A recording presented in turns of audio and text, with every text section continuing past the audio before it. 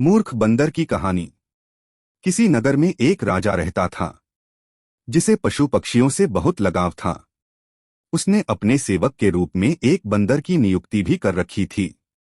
वह बंदर राजा का परम विश्वासपात्र भक्त था।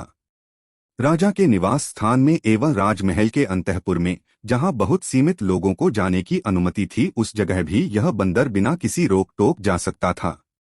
जब राजा सो जाते थे तो यह बंदर उन्हें पंखे की हवा किया करता था। गर्मी के मौसम में एक बार राजा ऐसे ही सोए हुए थे और बंदर उन पर पंखा झल रहा था।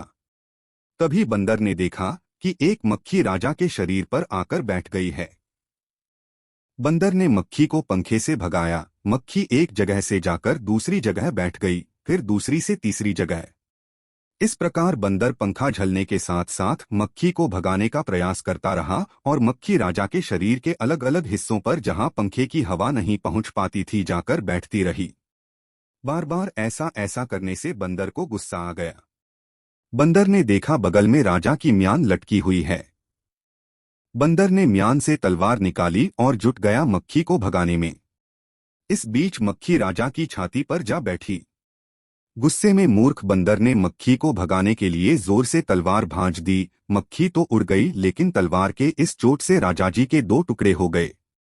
इस कहानी से हमें सीख मिलती है कि हमें अल्पज्ञानियों से तथा मूर्खों से बहुत गहरी दोस्ती करने से बचना चाहिए। इन्हें अपनी निजी जिंदगी में बहुत अहम स्थान देने से बचना चाहिए, क्योंकि कई बार अतिसक्रियता की वजह से ये हमें हानि भी पहुंचा सकते हैं।